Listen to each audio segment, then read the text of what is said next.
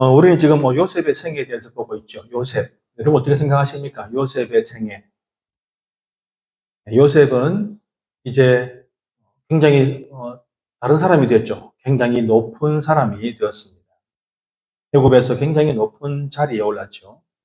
애굽의 바로 왕이 이 애굽의 미래를 바라보는 앞으로 다가올 큰 어, 재앙의 꿈을 꾸었고 요셉이 그것을 해결함으로 요셉은 이 애굽 바로 왕의 마음에 들었어요. 눈에 띄어서 이제 그 다가올 재난을 앞으로의 7년간의 풍년, 대풍년, 그리고 7년간의 대흉년을 대비하는 그런 총리로 임명이 되었는데 그 지위가 무려 넘버 2, 왕 바로 밑에 두 번째 자리에 올라갔습니다. 여러분 요셉이 고생한 시간은 13년. 여러분 13년의 그 고통을 지금 요셉이 얻은 이 부귀영화로 바꾼다면 여러분들 어떻게 선택하시겠습니까? 요즘은 그런 이야기를 많이 하더라고요. 어떤 부귀영화를 위해서 어느 정도의 고통은 내가 감수할 수 있다라고 생각하는데 요셉은 13년의 처절한 그런 삶을 뒤로하고 이제 요셉의 총리가 되었습니다. 여러분 넘버 2라는 말은 무엇입니까? 요셉이 앞으로 하는 일에 그 누구도 거부할 수 없고 거역할 수 없고 순종하지 않을 수 없다는 것이죠. 1인 지하 만인 지상의 그런 위치에 오른 것입니다. 여러분 요셉의 신분을 한번 보십시오. 그가 노예가 되기 전에 그는 자유인이었고 감옥에 간 것도 물론 억울한 누명을 썼다라고 치더라도 여러분 요셉은 그들에게 있어서는 다른 민족, 이방인입니다. 그것도 아주 이름 없는 부족, 유목민이죠. 유목민 부족의 출신이고 그렇게 보잘것없는 요셉이 이 애굽의 대제국 애굽의 총리가 되었다는 사실 받아들이기 힘들지요. 그래서 많은 사람들이 요셉의 이야기는 좀 과장된 것이 아닌가, 거짓말이 아닌가, 어떻게 그럴 수가 있다는 말인가, 그렇게 이야기를 하기도 합니다. 이것은 제가 예전에 한번 언급을 했었지만, 당시 애굽에서 요셉을 총리로 임명한 것이 가능했던 이유가 무엇인가 하면, 바로 그 당시에 애굽을 다스리던 그 왕조가 사실은 애굽 사람들이 아니에요. 다시 말하면 다른 곳에서 그 나라를 애굽에 쳐들어와서 그 애굽을 점령하고 통치자로 있던 다른 민족이었죠. 그런데 그들이 누군가 하면 이 요셉이 살던 지역, 중동 지역에서 건너온 사람들이에요. 바로 그 사람들이 애굽 역사를 보면 제15대, 16대 왕조인 힉소스 왕조라고 합니다. 셈족 계열이죠. 중동 사람들. 그쪽 계열 사람들입니다. 그러니 그 왕조 자체가 이미 이집트인이 아니고 다른 민족이었던 것이죠. 그런 민족의 특징이 무엇입니까? 나도 이들에게는 이방인이고 다른 민족인데 내가 다른 사람, 뛰어난 사람이 있다면 그 누구도 못 쓸 이유가 없는 것이죠. 그러니 그들로서는 같은 셈족 계열인 요셉에 대해서 거부감도 훨씬 더 적었을 것이다. 그렇게 생각을 했고 이것은 이후에 우리가 아는 바대로 포로로 끌려갔던 그 다니엘이라는 청년이 그 대제국 바벨론의 총리가 되는 것, 여러분, 그 일도 우리가 이후에 볼 수 있습니다. 자, 여러분, 그렇다고 하더라도 이 애굽의 왕 바로가 요셉에게 주었던 것은 사실 특별 대우를 했던 것은 실로 파격적이죠. 정말로 파격적입니다. 관직은 전국을 다스리는 총리에 임명했고 왕을 상징하는 그 인장, 즉 옥새 역할을 하는 반지죠. 반지 겸 도장. 그것을 요셉의 손에 끼우고 목에는 금사슬, 휘황찬란한 그 금으로 목에 사슬을 목걸이를 하게 하고 자기의 버금 수레를 태우고 온 국민들 앞에 요셉을 소개하면서 그의 존재를 높였지요. 우리가 여기까지가 지난 시간에 본 바고 오늘 볼 것은 무엇인가? 여기서 끝나지 않고 왕은 요셉에게 또 다른 것을 선물하죠. 더 많은 것, 더 귀한 것을 선물합니다. 바로 그것이 우리가 오늘 본 것입니다. 바로 이름과 결혼이죠. 오늘 본문으로 보면 왕은 요셉에게 이름을 새로 줍니다. 사브낫 바네아라는 이름을 주었고, 온 지역, 온이라는 땅에 살고 있는 지역에 제사장 보디베라의 딸 아스낫을 아내로 주었습니다. 여러분, 성경을 보면은 그런 게 많죠. 누구누구의 아들, 사람을 소개할 때는 꼭 누구의 아들 누구 이런 식으로 소개를 합니다. 그것은 그 당시에 혹은 이스라엘을 보면 같은 이름이 굉장히 많아요. 그래서 반드시 아버지 이름을 언급하기도 하는데, 성경이 그것을 기록한 이유는 무엇인가 하면 이것이 이 인물이 허황된 인물, 만들어진 인물이 아니라 실제 있었던 역사적인 사실의 사람이다, 실존했던 인물이다 하는 것을 보여주기 위해서 누구의 아들, 누구 이렇게 표현을 합니다. 또 한 가지는 그의 가문, 즉 그 이름 속에는 그 이름, 그 사람 혼자뿐 아니라 그 대대로 내려오는 그 사람의 가문, 그 모든 집안이 그 사람에게 들어있다. 그런 의미로 누구의 아들 그렇게 이야기를 한 것입니다. 여러분, 요셉이 왕에게 이름을 하사받죠. 그것은 보통 일은 아닙니다. 대단히 존귀한 일이고 드문 일이고 아주 높은 그런 공적을 쌓은 사람에게 하는 일이죠. 여러분, 요셉은 왕에게 새로운 이름을 받은 것은 무엇인가 하면 새로운 신분, 새로운 사람이 됐다는 거예요. 과거의 노예이자 그리고 감옥에 있던 그 죄수의 요셉이 아니라 이집트에 새롭게 등장한 총리 사브낫 바네아, 이렇게 된다 그런 것입니다. 여러분, 이름은 어떤 것입니까? 이름은 곧 그 사람의 정체성이 있죠. 그래서 동서고금을 막론하고 이름에 대단한 의미를 주는 것입니다. 때로 자신의 이름을 위해서 목숨을 내놓는 경우도 많이 있었지요. 자기의 이름을 더럽히지 않기 위해서 목숨을 버리는 그런 경우도 많았습니다. 이름은 곧 그 사람의 정체성입니다. 정체성은 정신을 지배하죠. 그리고 그것은 곧 그 사람의 행동이 되는 것입니다. 이름은 정체성이 되고 그 정체성이 그 사람의 행동을 이끌어가는 것이죠. 그러니 이름은 곧 자신의 명예이자 자신의 자존감이기도 한 것입니다. 이 바로 왕이 요셉에게 내린 이름 사브낫 바네아라는 이름의 뜻은 세상의 구원자, 그런 이집트어 원어입니다. 세상의 구원자.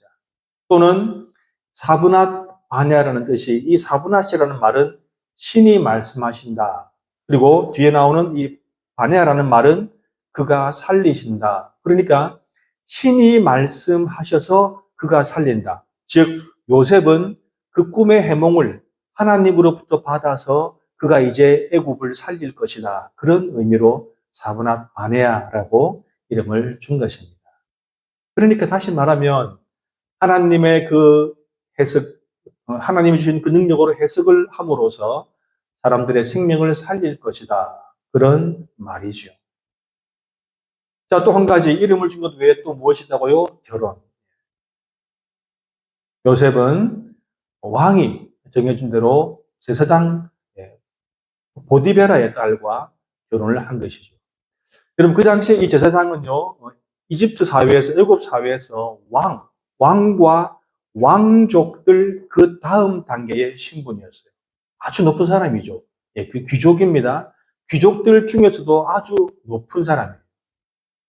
그러니까 한마디로 말하면 이제 요셉은 결혼을 통해서 신분 상승이죠. 귀족의 가문에 편성했다는 것입니다. 편입된 것이라는 것입니다. 자, 여러분 어떻습니까? 요셉은 이제 높은 관직에 오르고 왕으로부터 이름을 받고 그리고 귀족의 반열에 올랐습니다. 너무 좋은 일이죠. 이제부터 요셉은 달라도 너무 다른 인생을 살게 된 것입니다. 요즘 흔히 많은 사람들이 추구하는, 선망하는 그런 인생 역전을 이룬 것이죠. 자, 여러분. 그런데 우리가 여기서 생각해 볼 것은 바로 이것입니다. 과연 이 요셉의 이 인생 역전, 이 파격적인 대우, 신분의 수직 상승, 그 이면을 한번 생각해 봅시다. 단순히 주어진 그것만 가지고 야 정말 요셉 좋겠다 라고 생각하는 것은 너무 단순한 것 아닙니까? 너무 한 부분만 본 편협된 그런 인식인 것이죠.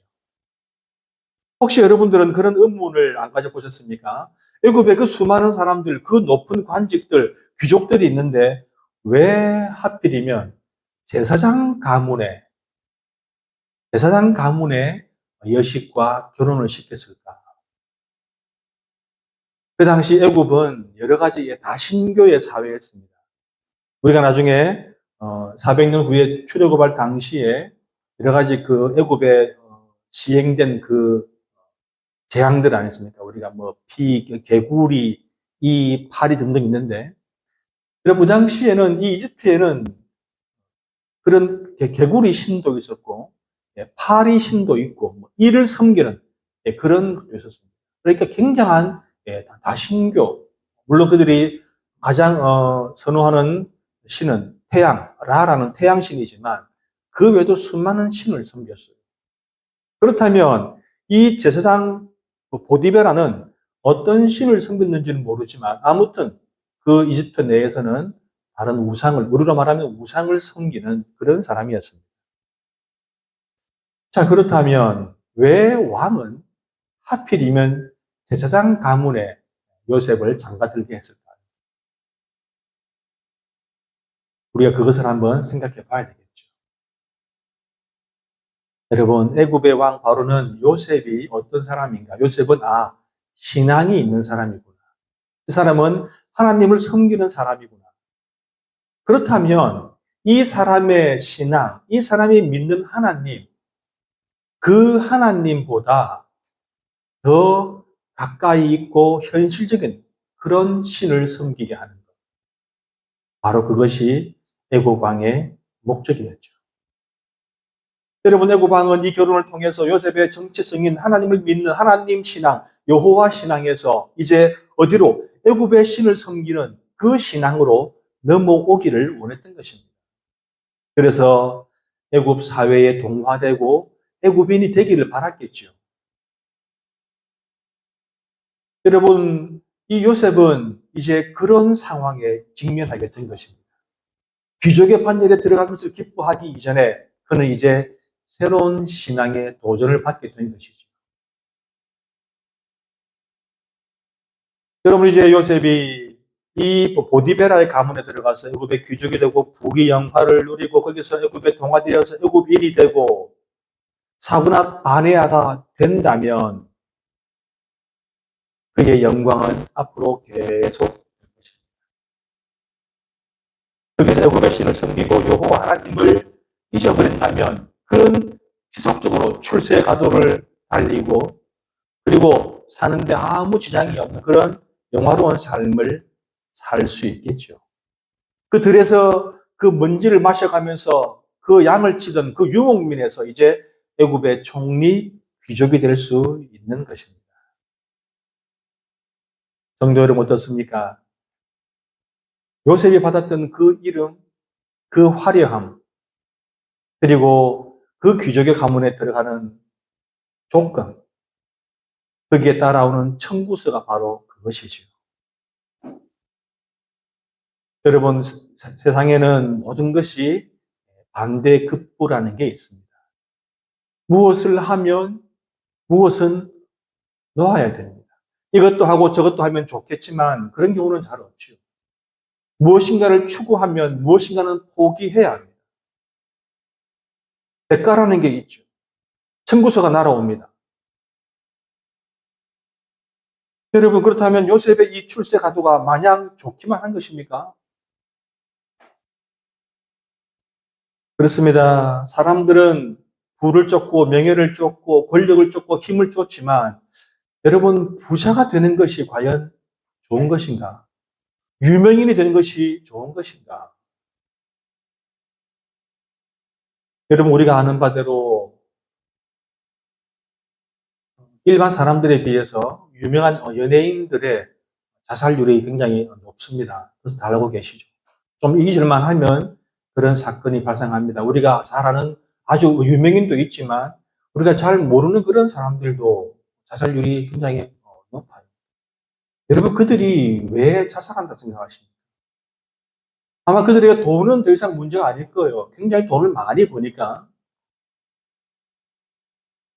언제나 그들의 마음속에는 불안감이 있죠. 두려움이 있죠. 언제 내 인기가 떨어질까? 그들은 어디가 아파도 마음 놓고 병원도 가지 못합니다. 온 국민이 그들을 감시하는 것처럼 자기는 느끼겠죠. 정신적인 압박감이 얼마나 심하겠습니까?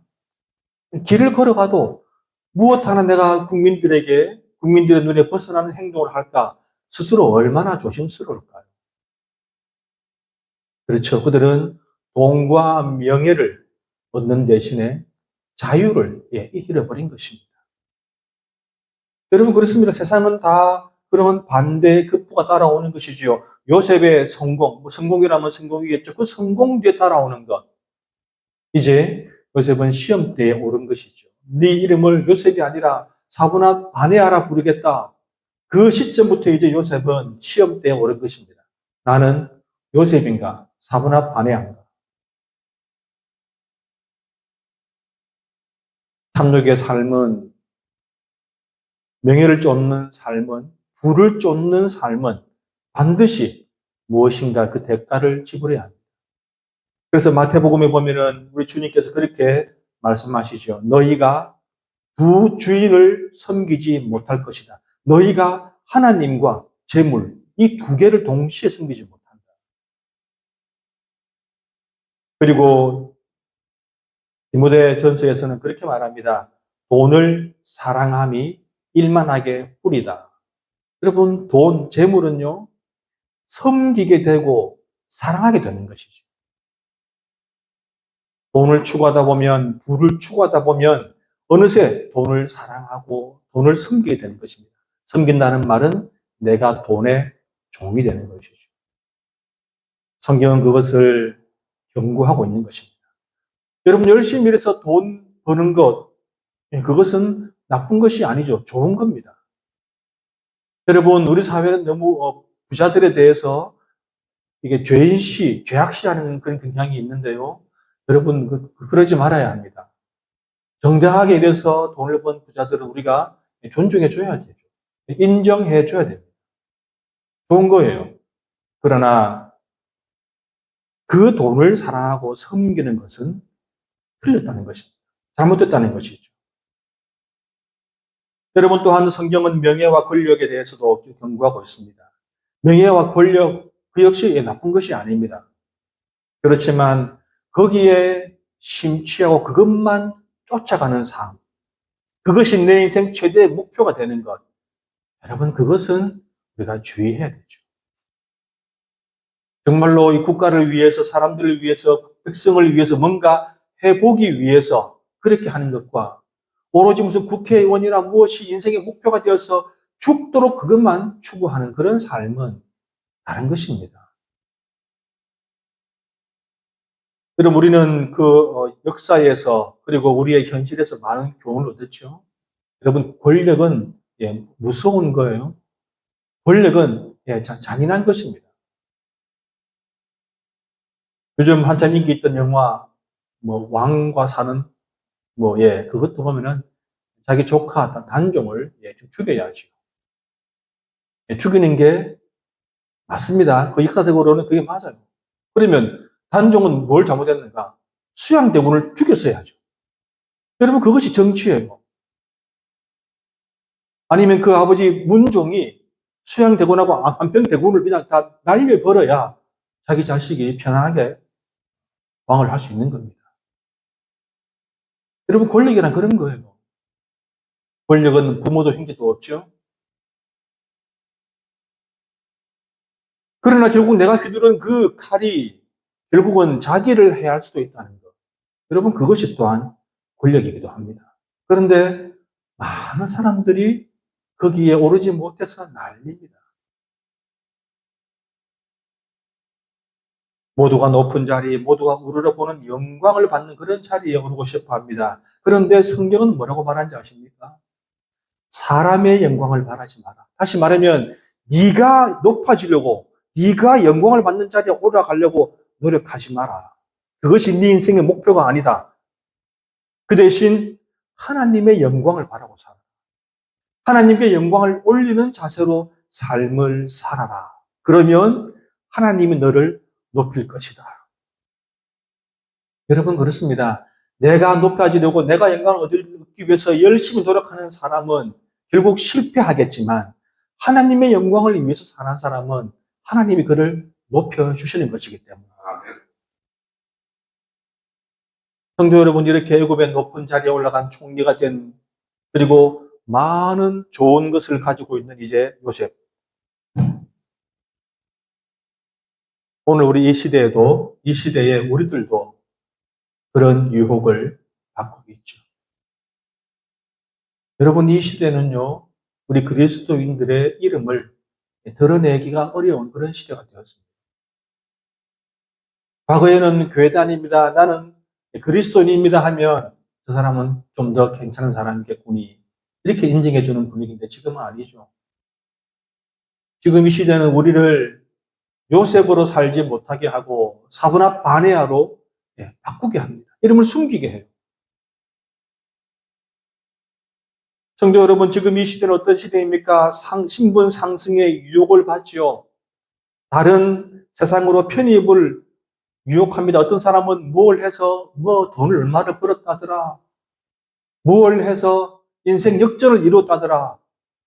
뭘 해서 30대에 조기 은퇴족이 되었다더라. 그런 이야기도 많이 들립니다. 그것이 우리에게는 곧 유혹으로 다가오죠. 돈이 우상이 되고 외모가 우상이 되고 유명해지는 것이 인생의 목적이 되고 목표가 되고 게임이나 혹은 SNS가 우상이 되는 그런 시대이죠. 여러분 그런 시대를 막 추구하고 주위에서 그런 말을 많이 듣다 보면 정말로 본질적인 순수한 그리스도인의 삶에서 벗어나도록 그렇게 유혹을 우리가 받는 것입니다. 한번 생각해 보시죠, 여러분. 여러분들은 아침에 눈을 떠서 무엇을 제일 많이 오래 보면서 살아갑니까? 무엇을 제일 많이 생각하십니까? 혹시 하나님 생각은 얼마나 하시는지요? 혹시 성경 말씀을 얼마나 보고 계시는지요? 여러분, 오래전에 그 요셉이 애굽에서 받았던 그 유혹, 그것이 지금 우리들에게도 없다 말할 수 없죠. 우리도 그런 요셉을 그런 유혹을 받으며 생각하는 것입니다. 우리 육신에게는 그 도파민을 마구마구 먹이면서 우리의 영혼에는 얼마나 양식을 먹이고 계십니까? 여러분, 우리가 성경을 읽어야 할 이유가 그것입니다. 성경을 보면 바로 그런 것에 대한 경고가 들어있죠. 무엇을 조심해라. 그렇게 하지 마라. 그렇게 하지 말고 이렇게 해라. 여러분, 그것이 성경에 다 나와 있는 것입니다. 우리가 어떻게 살아야 잘 사는 것인지 그것이 성경에 나와 있다는 것입니다. 성도 여러분, 과연 우리가 잠시 살다가 떠날 이 세상에 그렇게 올인해야 할 이유가 있는지, 그것이 맞는지 우리는 고민을 해야 하는 것입니다. 자, 성도 여러분, 요셉은 어떻게 되었을까요? 과연 요셉은 이런 부귀영화, 이것이 자신에게 유혹으로 다가올 때 어떻게 했을까요? 그가 받은 은혜로 치자면 이미 그는 애굽 시민이, 애굽 사람이 다 되었어도 이상할 것이 없지요. 여러분, 이것은 요셉에게도 달콤하게 다가왔을 것입니다. 이 높은 관직, 이 상류 사회, 귀족 사회로의 그 편입, 왕의 인정, 백성들 위에 군림하는 권력, 권세, 다 달콤했을 것입니다.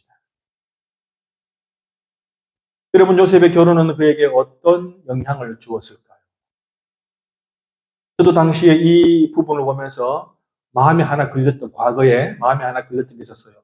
요셉이 그러면 이방 여인과 결혼을 한 거네? 그것도 우상을 섬기는 집안의 딸, 제사장의 딸과 결혼을 했네라는 생각이 들었습니다. 원래 이스라엘 사람들은 이방 여인들과의 결혼을 좀 자제했죠. 그래서 그 아브라함은 자신의 아들 이삭을 위해서 저 멀리 하란 땅, 자기의 고향에 사람을 보내어서 거기서 자기 아들 이삭의 아내감을 데리고 온 적도 있습니다. 그리고 그것이 먼 훗날 요셉의 시대로부터 430년이 지난 그 뒤에 출애굽 시대 이후에도 역시 그것이 유효했습니다. 가급적이면 이방 여인과 결혼하지 마라. 그리고 그것이 예수님의 시대까지 그대로 이어졌어요. 그렇다면 그들은 이방인들과의 혼인을 금했던 것일까요? 왜요? 혈통을 지키기 위해서? 그것이 아닙니다. 그것은 혈통 문제가 아니라 신앙의 훼손 문제였죠. 다시 말하면 내가 이방 여인과 결혼함으로써 내 신앙이 흐려지고 내 신앙이 약해지고 다른 신앙으로 편승하기 때문에 그렇게 금했던 것입니다. 그런데 우리가 성경을 보면 상황이 많이 다르죠. 자, 여러분 지금 요셉의 형제가 모두 요셉을 포함해서 12명의 아들이죠. 야곱의 아들 12명입니다. 그럼 이 아들 12명은 다 누구랑 결혼했을까요? 그 당시에 이 야곱의 집안 근처에는 자신과 같은 민족이 없었어요. 그렇다면 그 12명의 아들들은 전부 다 그 당시 그 땅, 가나안 지역, 그 지역의 여인들과 결혼했겠죠. 성경을 보면 그 가운데 12명 가운데서 3명의 아내를 우리가 확인할 수 있습니다. 오늘 보았듯이 요셉, 자, 11번째 아들 요셉은 애굽 여인과 결혼했어요. 그 다음에 넷째 아들인 유다는 창세기 38장을 보면 가나안 사람 수아의 딸, 이름도 나와 있죠. 수아라는 그 아버지의 딸과 결혼했다. 가나안 사람이죠. 가나안 사람과 결혼했습니다. 그리고 또 뒤에 창세기 46장에 가보면 둘째 아들 시므온이라는 그 아들, 요셉의 형님이죠. 그 아들도 가나안 여인과 결혼했다. 그렇게 나와 있습니다. 다시 말하면 그들은 어쩔 수 없이 가나안 땅에 살고 있는 가나안인 혹은 다른 소수민족들의 여인들과 결혼을 했던 것입니다. 여러분 성경은 하나님의 백성, 즉 이스라엘 사람들, 그 민족에 대해서 기록하고 있지만 수많은 이방 여인들과 결혼한 것이 성경에 잘 기록되어 있습니다. 심지어 예수님의 직계 조상들 가운데서도 이방 여인들과 결혼한 사실이 있어요. 그리고 모세도 이방 여인과 결혼을 했고 다윗도 이방 여인들과 결혼했고 솔로몬은 물론 말할 것도 없이 수많은 이방 여인들과 정략 결혼을 했습니다. 여러분 그러니 중요한 것은 어느 민족인가가 중요한 것이 아닙니다. 어느 믿음의 세계로 들어가는가 그것이 중요한 것이죠. 하나님을 믿는 믿음의 백성으로 된다면 그 민족, 그 하나님의 백성으로 편입된다면 민족이 무엇이든 인종이 무엇이든 상관이 없었습니다. 모세가 노년에 얻은 아내는요, 아프리카인이에요. 혈통의 문제가 아니라 믿음의 문제인 것입니다. 여러분, 바로 왕의 의도가 무엇이든지 그런 의도를 갖고 있었던 아니든 간에 상관없이 요셉의 결혼은 그의 믿음을 흔들 수 있는 조건은 충분했죠. 그러나 요셉은 그런 믿음에 흔들리지 않았죠. 요셉은 애굽 사람이 되어서 애굽 사회에 편승하여 애굽의 신을 섬기지도 않았고 비록 광야에서 양을 키우는 그런 민족이지만 내가 어떤 사람인지 내가 누구를 섬기는지 하나님의 백성인 것을 그는 한시도 잊은 적이 없다는 것입니다. 여러분 그 요셉이 그 모든 유혹을 이겨낸 몇 가지 증거가 있죠. 창세기 50장 가장 마지막 장은요. 요셉의 죽음으로 창세기가 끝이 나요. 그런데 요셉이 죽기 전에 그의 형제들에게 그렇게 말합니다. 나는 죽지만 하나님이 당신들을 돌보실 것이고 당신들을 이 땅에서 인도하여 내어서 하나님이 약속하신 그 가나안 땅으로 돌아가게 할 것입니다. 여러분 어때요? 요셉은 지금 총리로서 부귀 영화를 누리며 살았지만 그는 알았습니다. 여기가 자신들이 살 영원한 땅이 아니라는 것을. 왜요? 자기들은 하나님의 백성입니다. 하나님을 믿는 하나님이 선택한 백성인 것을 그는 알았던 것이죠. 그에게는 돌아갈 고향이 있었던 것입니다. 그리고 하나님이 그것을 요셉에게 보여주신 것이죠. 요셉은 알았습니다. 우리는 언젠가는 돌아갈 것이다. 그것이 400년 뒤에 일어나죠. 출애굽 사건. 바로 그 출애굽기. 그 뒤에 나오는 그 사건 아닙니까? 그리고 요셉은 그렇게 말합니다. 자신의 후손들에게 그렇게 말하지요. 내가 죽은 뒤에 너희들이 가나안 땅으로 들어갈 때에 내 유골도 같이 메어 올라가라. 자신은 죽어도 이 애굽 땅에 묻히지 않겠다는 것입니다. 부귀 영화를 준 땅이지만 비록 내가 신분이 높으지만 그것은 하나님이 나에게 맡겨주신 사명을 감당하기 위한 것이고 나는 결코 이 땅의 사람이 아니다. 분명히 그것을 알았던 것입니다. 또 한 가지 증거는 요셉은 그 자녀들을 어떻게 길렀을까요? 여러분 한번 보십시오. 요셉의 두 아들은 므낫세와 에브라임이죠. 이 두 아들은 자기의 아버지는 요셉. 아무도 없죠. 그 가문은 아무도 없습니다. 자기 아버지는 유목민 출신이에요. 자기 어머니는 이집트의 높은 귀족입니다. 다시 말하면 자기의 외가 쪽은 높은 귀족이에요. 여러분 보통 사람이라면 어디에 편성하고 싶어요? 누구의 아들이길 원하겠습니까? 당연히 어머니의 아들이길 원하겠죠. 외할아버지의 손주이길 원했겠죠. 외가 쪽으로 편성하면 그는 이집트에서 높은 관리로 살 수 있고 귀족으로 살 수 있는 것입니다. 그런데 여러분 이후에 어떻게 됩니까?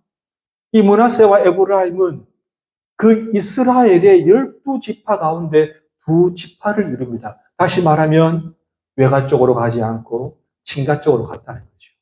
무엇 때문에요? 하나님 때문에. 여러분 요셉과 그 아들들, 그 후손들은 이 모든 부귀 영화보다 하나님의 백성이라는 그 사실에 더욱더 주목하고 그것이 좋은 줄 알고 그것이 기쁜 것인 줄 알고 기꺼이 그쪽을 택했다는 것입니다. 물론 그것으로 인해서 그들도 노예가 됐죠. 여러분 그렇습니다. 이 세상은요, 세월이 갈수록 점점 더 좋은 것들, 참 좋은 것들이 많아졌어요. 저도 그것을 느낍니다. 참 우리 어머니 세대, 아니 그 앞에 세대는 정말로 불쌍한 세대구나. 지금 이 좋은 것을 누려보지도 못하는구나. 점차 좋은 것들이 더 많아지죠. 속도가 빨라집니다. 너무 빠르게 변해가는 세상 때문에 한 번씩 무서운 마음도 들기도 해요. 성도 여러분, 정신 차리고 살아야 합니다. 빠르게 변하는 세상은요, 우리의 정신, 우리의 마음, 우리의 영혼까지 흔들 수 있는 것입니다. 무엇보다 하나님을 믿는 믿음이 굳건해야 이렇게 좋은 세상을 누리며 살 수 있습니다. 아니면 빠지겠죠. 아니면 넘어집니다. 거기에 매몰됩니다. 근데 여러분 이것을 기억하십시오. 하나님을 믿는 믿음 위에서 우리는 모든 것을 즐기고 누리고 기쁘게 살 수 있는 것입니다. 여러분 바로 왕은 요셉의 이름을 사브낫 바네아로 바꿨지만 그는 끝내 요셉으로 살았죠. 요셉의 그 흔들리지 않는 그 하나님에 대한 믿음, 그런 그리스도인으로 한평생 살아가는 우리 모두가 되기를 주님의 이름으로 축원합니다.